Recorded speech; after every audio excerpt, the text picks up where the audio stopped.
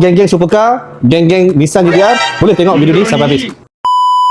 Okay, hi guys, hari ni kita ada sebuah Nissan GTR. Okay, so geng-geng supercar, geng-geng Nissan GTR, boleh tengok video ni sampai habis. Okay, so owner datang sini untuk pasang tinted Cemelon Blue. Ya, tengah viral sekarang ni lah. Dia pasang di bahagian 3 di bahagian depan lah. Okay, so sekarang macam kita boleh tengok kat sini, di bahagian windscreen sekarang ni baru selesai blower lah, belum pasang lagi. Tetapi di bahagian sisi, nampak cantik tak cantik? Dah pasang lah. Di sebelah sana kita punya technician baru nak buat pemasangan lah. Okay, so bila dah siap semua, kita tengok macam mana, padu tak padu. Okay, so korang jangan lupa datang di Faxi Syekh 9 Syalam untuk kita buat yang terbaik. Tapi korang jangan lupa follow, like and share untuk konten yang seterusnya. Okay guys, so kita sekarang dah siap pasang sini. Korang boleh nampak Cemelon. Okay, so dia buat di tempat yang betul and then kereta yang betul lah. Okay, sangat-sangat cantik and then eksklusif. Okay, so owner ambil 80% kegelapan lah.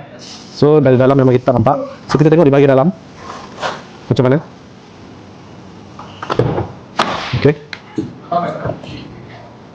so jelas and then terang HD, tak ada masalah. Okay, tak gelap lah. Sebab apa? Ini kualiti baiknya. Okay, so korang yang berminat jangan lupa boleh hadir jumpa kita akan buat pemasangan terus lah. Okay,